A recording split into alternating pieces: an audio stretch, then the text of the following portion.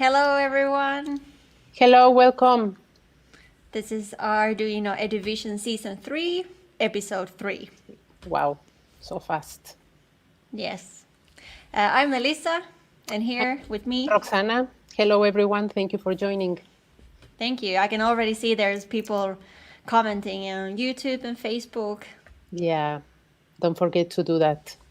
And remember that we want to know who you are, what you do, where you're from. So please use the chat. Even if it's not live, you can also keep writing us any comment you have. So tell us hi and tell us from where you're joining. Yeah. If you're a student, teacher, or Arduino project maker, whatever, let us know. Yeah, exactly. There's people joining from all over the world. There's all, for example, hello from Philippines. Nice. And hello, India. everyone. India, nice. New York. Cool. David, hi. India too. Canada, Natalie, hello. Nice, everyone. Thank you so much for your comments. But what are we going to do today? Okay, first today, then what we did last week. So today we're celebrating Morse Code Day. Nice. And we have two special guests, right? Yes. And our guests are from Penn State University. Yeah, it will be awesome, so don't miss that interview. Yeah. And also we have a special surprise for our Spanish-speaking viewers, so don't miss that. And before we start, we want to say what we did last week. So we had an amazing episode. We had the Earth Day, so we had an Arduino greenhouse using the Explore IoT. And we also have a water purification system built by Victor Arsos. If you remember, he's a student of engineering informatics from Spain. So we did that last week. Yes, and if you missed the episode, you can watch it from YouTube or from our Facebook channel. And you can also find the tutorial for the greenhouse. So if you want to create your own greenhouse, you can find it from arduino.cc/education/EduVision. There we have a section for tutorials that we see in these episodes. Nice. And as last time we talked about the greenhouse and the water purification system, it's also important to take care of our planet. And last Sunday, we celebrated the World Penguin Day. Oh. Maybe some of you who've been following us on social media, you saw the first promo video we have for this season. There was something about the penguins. So here we can see a penguin.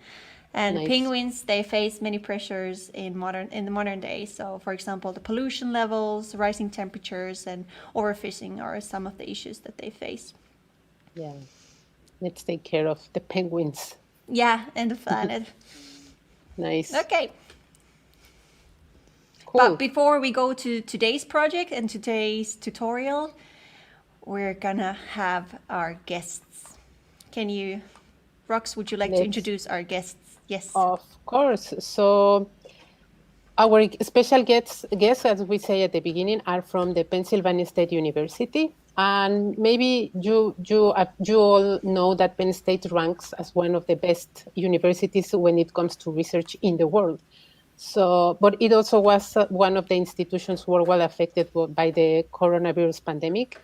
But professors Dr. Herschel Pangborn and Dr. Pansy Leung of the Mechanical Engineering Department, they're finding new ways and innovative ways to teach remotely.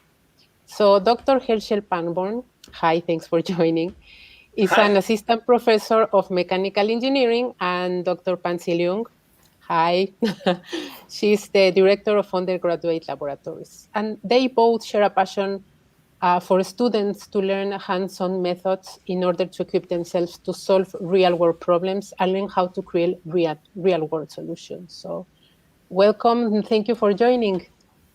Thanks, happy to be here. How are you? Doing well. Nice. It's early morning for you still.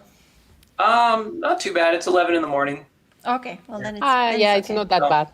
I still got my morning tea, a little bit left. Yeah, That's good. that's nice. As Rox mentioned in the introduction, you allow students to learn using different hands-on methods in your classes. What would you say? What is the hands-on learning, and what are the benefits of having these hands-on activities? Pansy, do you want to take that one? Sure. So Okay. I think what we have seen this year with the pandemic, especially, right? So all the labs, it's really hard to do it in person. But luckily, we found the student kit, which allowed the student to build some circuit at home. So something that we have done to help them to learn is, for example, right now using the kit, we're able to have students pair with MATLAB. We actually built a virtual oscilloscope. So which student can connect with the Arduino, then they are measuring data from the Arduino, and then virtually use that oscilloscope setup to mimic how they should use a real oscilloscope in our lab. So that is part of their instrumentation course that we have in the junior level. So that is one of the examples that we have done so far. So Herschel, you want to add more? Yeah, so maybe if we back up a little bit, the specific class that we're here mostly to talk about is a class called ME 348, which stands for Circuit Analysis, Instrumentation, and Statistics. And so in this class, really our goal is to do three things. One is teach mechanical engineers how to set up sensors that measure things that mechanical engineers need to measure. So things like current and voltage and power and stress and strain and force and temperature and pressure and flow rate. All kinds of things that our students have learned about in theory in their classes. They've learned how to model these things, how to make calculations, but maybe haven't gotten to do a lot of experimentation and actually set up real world sensors and really measure these quantities in the real world. And so the goal in our class is to teach our students how to set up the circuits and set up the sensors that actually measure these things hands-on. And so, with the pandemic where our students were spread all across the country, all across the world, they couldn't come into our laboratory on campus where we have lots of expensive equipment where they can play with measuring these different types of sensors. And so we needed to find a way to bring this hands-on learning to them. And so that's what we sought out to do this fall and in the spring as well. And it's really about taking theory they know from a couple of years of engineering courses elsewhere and connecting it to the hands-on engineering practice that they'll use throughout their careers. Nice. So, Pansy, in the article that we have on our education site, you mentioned that you have been working with transforming your lab into a problem-based process. Can you tell us a little bit more about that? Sure. So that is a project we're doing in Penn State Mechanical Engineering, especially for the senior year student. So we have seen that in the past, students take theory course and then they take a elective lab courses. It's the system that we're doing. So they can take a heat transfer lab course, fluid lab course. However, when students take these courses, typically those experiments that they're facing, it's very topic-based. So, and also it is like step-by-step instruction. So for example, just use an example of heat conduction. So in order to do a experiment for heat conduction, the classic experiment is you have a metal rod, and then you have thermocouple along the rod, and then you do the measurement. So then you can see the heat being transferred along the rod. But doing it in this format, students can understand the theory. However, they cannot translate into the real application, right? So therefore, we try to redo this lab. So with the idea that we bring in different problems the engineer is facing right now. So for example, the heat transfer problem I talked about. So instead of doing it in a metal rod, why don't we do it with the problem that how to preheat a battery in the cold weather? So engineers are facing this problem right now, especially think about the like electronic vehicle that we're going to drive out the road while you're living in a cold place, right? So how long do you need to wait before you go out to the house, right? So we try to use these problems for students to learn the basic, like heat conduction, heat convection, insulation. So that is the concept we are doing. And we definitely have much more of these experiments being built in this new space. That is what we're doing in Penn State. That's cool. Nice. I have 2 videos that you shared with me. Should we check them now and you can explain a bit of those projects and what they are? Oh, absolutely. Let's Yep. take a look. I'll share this one and I'll put it full. So this is the one with the solar panel cooling system.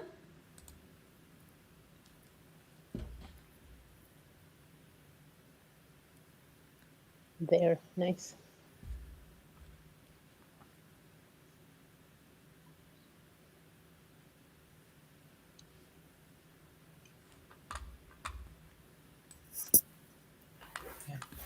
So, Okay, you know, so what you're what is seeing this there project? are Yeah. what you're seeing there are some of those types of measurements that I was talking about, measurements of temperature and flow rate and pressure and voltage and current, right? And we're teaching students how to take all those measurements, but in the context of a practical system that you might see in the news, or students might see as they walk around the world, right? Solar panels, heating and cooling systems, right? Those kinds of things that are really important to society right now and to engineering right now.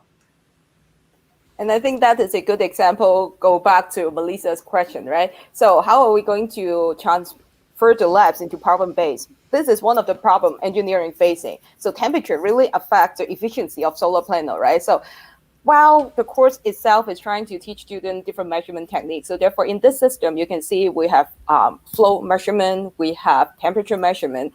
And the really good thing with what Arduino can do is right now we can custom build this system in a relative low cost than many of these educational tools you see in the market.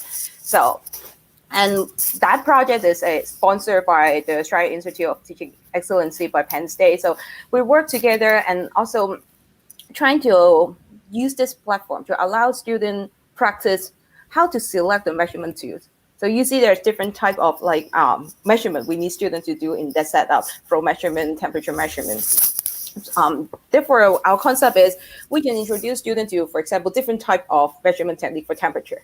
So, and then in the lab, we focus on one certain area and say, hey, based on what you've learned, all the tools you've seen, which one you will pick? Now you design your own experiment. You think about how to solve this problem in this stage. Oh, that sounds really nice. And we have also the other one with the smart home. If we want to check that one too.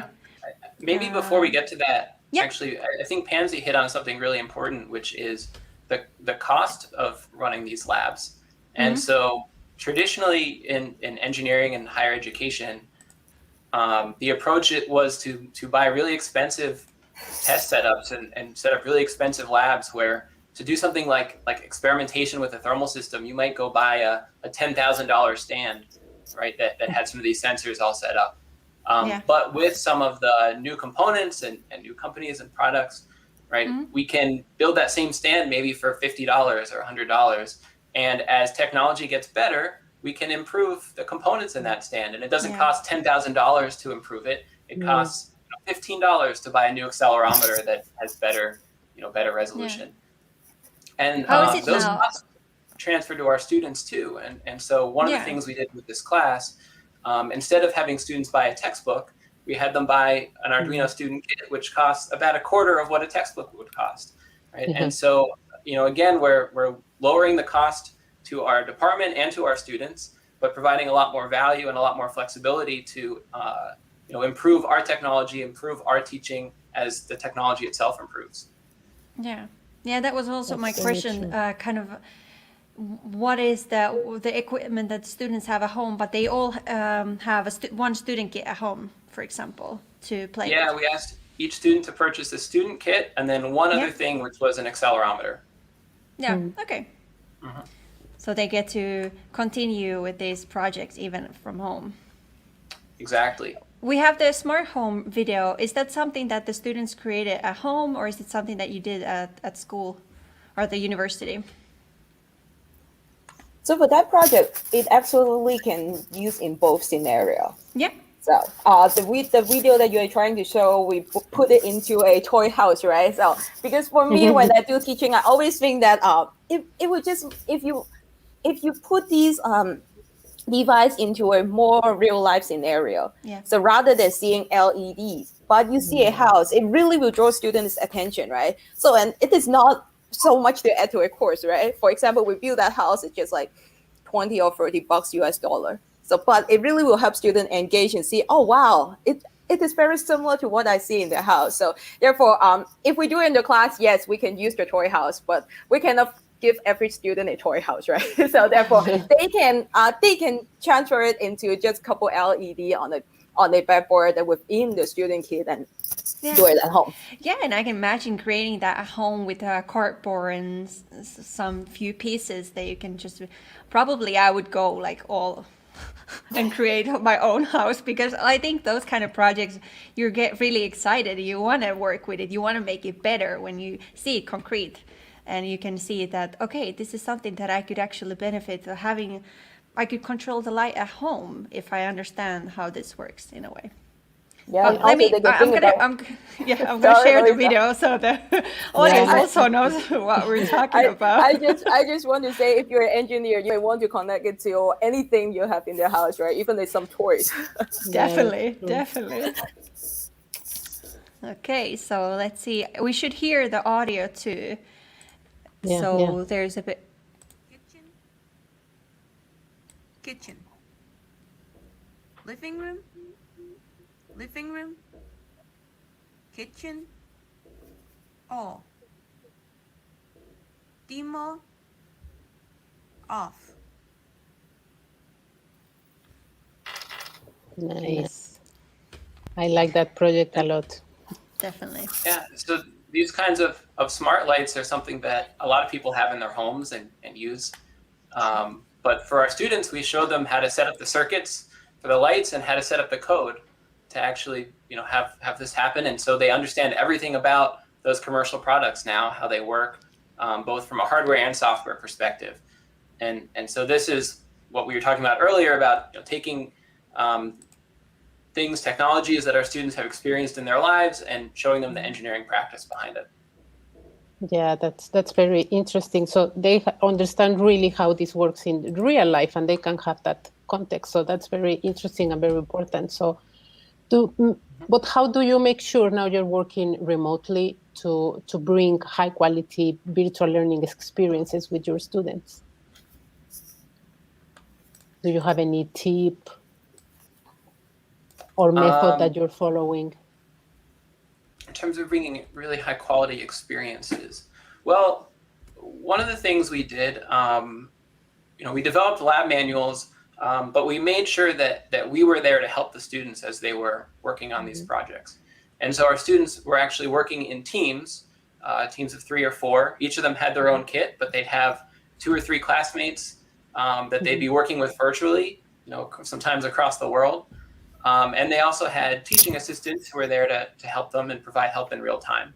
And I think that interaction is really valuable as students learn, so that they have an expert as close to in the room with them as possible who can help them debug issues, make sure they're being safe as they use these, this equipment, and also sometimes provide enrichment activities. So tell them about things that maybe we wouldn't know in the class, or ask questions they have that go beyond what we intended in the lab. And so providing that kind of supervision and that human connection was really helpful as we did these labs, and helped to capture some of the experience that we're used to getting in the lab, where we have an instructor or a TA there in the room with the student who's providing that kind of support. Yeah, that's so true. And do you have, what is next for you? Do you have anything else you would like to add? Well, I see there's a couple interesting questions that came up that maybe we could address if you'd like. Yeah, of course. One was about what type of temperature and flow sensor should people look at using? And that's a really interesting question. And the maybe unsatisfying answer is that it depends, right? Like all things in engineering, it depends.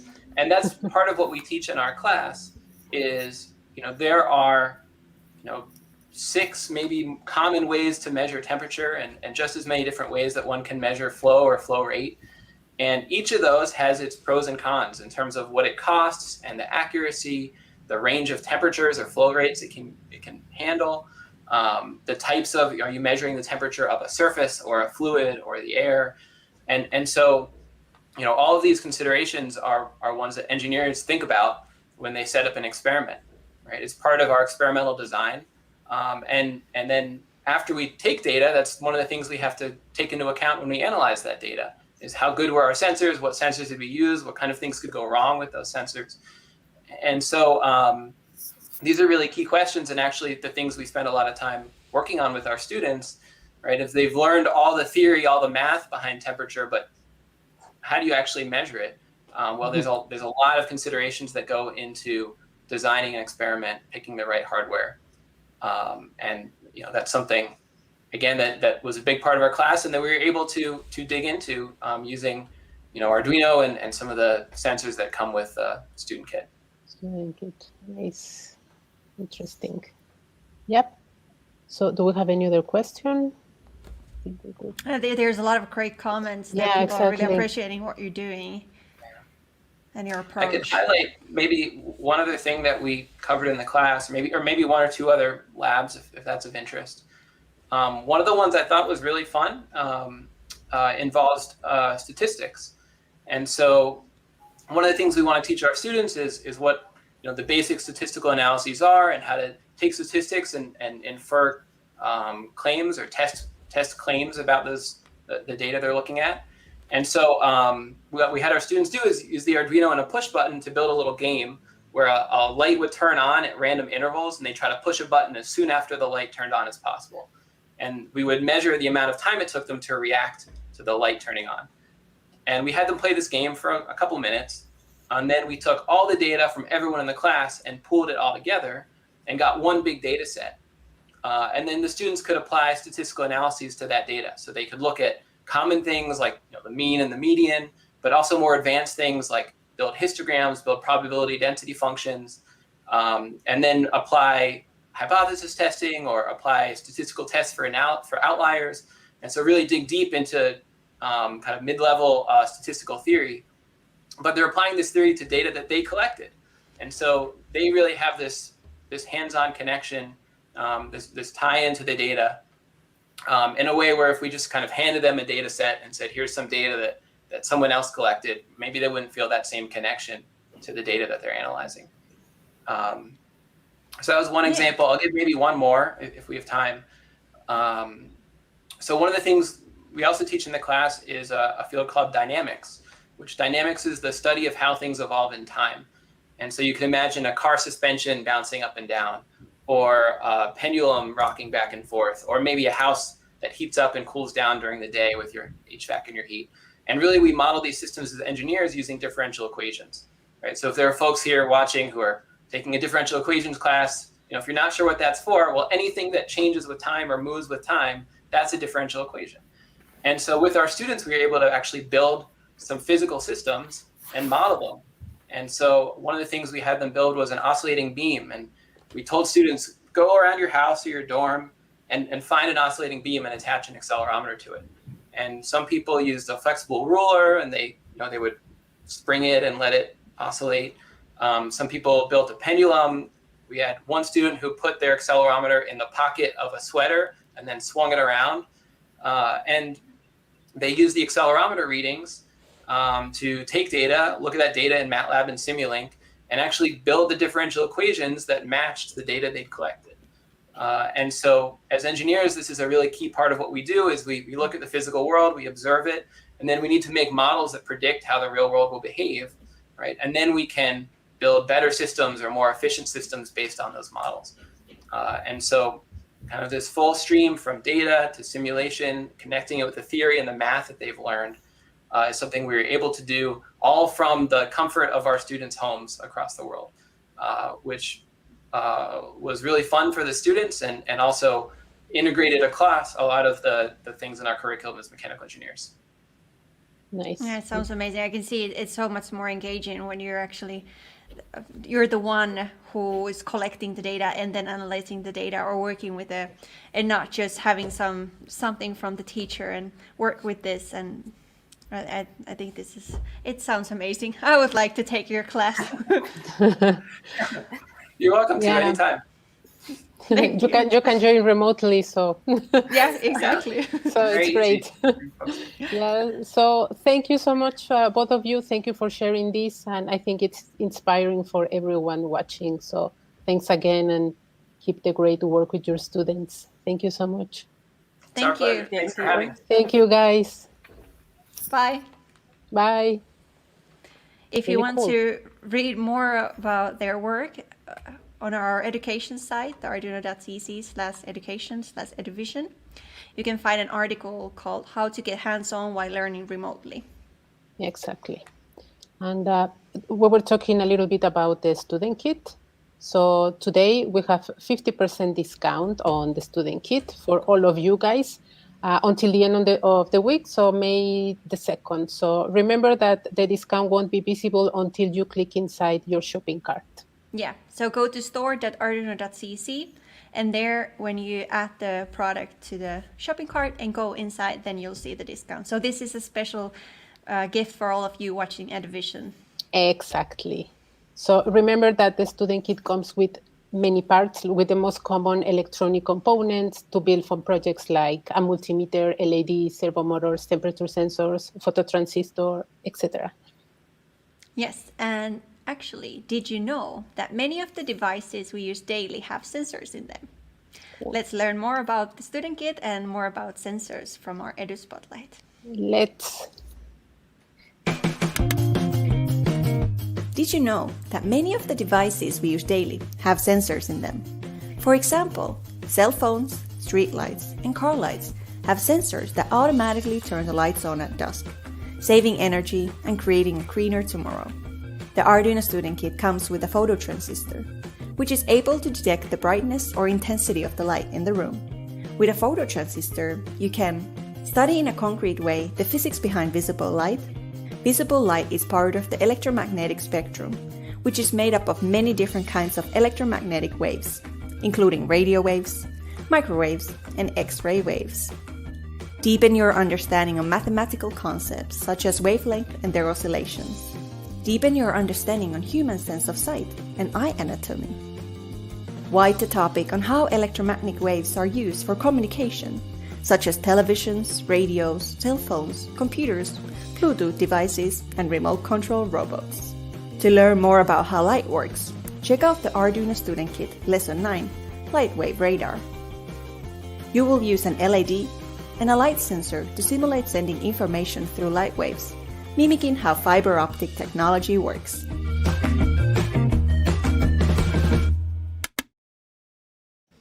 Cool. Now we know a bit more about phototransistors. Exactly. So as we mentioned at the beginning, today we celebrate Morse Code. Yay. So this day pays tribute to this traditional way of communication that has been around over 160 years. And it involves using standardized sequences of two different signals durations called dit and da, or dots and dashes. And as you may know, it was named after Samuel Morse, who contributed to the telegraph invention. Yes, and some of you already noticed that we had a small Morse code on our thumbnail, also here, but there was one who guessed the thumbnail first. It was Annibot. Great job. I don't know, I'm not sure. Yeah, I can see you're watching. So yes, you did. You figured it out, or at least first part of it. It said guess me, and you can see the same message behind me. So there is a blinking light behind me, and maybe some of you already figure it out. I don't know. If you figure out the message is a sentence or a question, and once you figure out the question, you can write down the answer in the chat. Yeah, so Annibot is here, so maybe try and tell us what is the secret message. Can you figure out this one too? Yeah, let us know if you can find that out. So as you can see, I have this blinking project behind me, and this one includes 100 neopixels and Arduino microboard. But if you have only one LED, you can also create your own Morse project with one LED. Nice. And all that is needed for that, it's included in the student kit that has the discount also now, and we talked about before. And on our website, let me share my screen, arduino.cc/education/EDUvision, our EDUvision site, we have the tutorial for this project. So here there's a new section called Featured Tutorials. You can see from the episode 1, the interactive art project, episode 2, Smart Greenhouse, and now the Morse Code project. And I have opened it already here. So here you can see an example of it blinking. We have the 100 neopixels blinking here and all the materials and what you need for that. But as I said, you can also create this kind of project only with one LED, one resistor, and Arduino board. So you don't really need that much for this project. And with the project that I have behind me, there's a lot of soldering, but that is not required if you're using a simple LED. And here you can find the example code for both of the projects. So whichever you want to build, you can follow it from here. And you can adjust the time that is required between the letters, between the different dots and dashes, and also between the words. Now we have a bit longer pause after the whole sentence, and then between each letter. But go check this tutorial if you want to build it. If you want to build the one with one LED, it works that you upload the example code and then you can write in the serial monitor the word that you would like to show in Morse code, and then the one LED blinks accordingly. So that's really simple. And once you have cracked our code, you can also create some secret message for your friends too. Yeah, of course. That's very nice. So hopefully one of you will guess the message and let us know. And remember, if you are creating a Morse code project, please share it with us using the hashtag ArduinoEDUvision. That would be awesome. We can show it live on the show too. Definitely. And if you have some code that you would like us to crack, I would really like that. So if you have your own Morse code project, please share it with us so I can try to see if I can figure it out. It took me a while to figure out this sentence. I was writing down the dots and dashes and all, like, where is the letter? But then that's fun. You can do it. I believe in you guys. Let us know. So as you may know, on the previous episodes, we have been talking a lot about IoT. So we would like to invite our speaking Spanish edu viewers to join this IoT campaign when running in Spanish. It's every Tuesday, 5 webinars. They started last Tuesday, but we have a new one next Tuesday, so you can join at 5 p.m. Central European Summer Time. Just check your time, probably will be in your morning. But so next Tuesday, we have the second one. They are free. You can register there. We're going to share a link with you. And we will be super happy if you join for these webinars. And you can also join the Arduino Facebook channel, because there we are publishing all the information, including the registration link. So you can go and check there. And also our partners in Latin America and Spain are also posting this more information about the webinar. So just make sure to follow them too. Yeah, if you want to, you can find all the partners from our education site. Yeah. To see the list. Yeah. There's some of our partners there.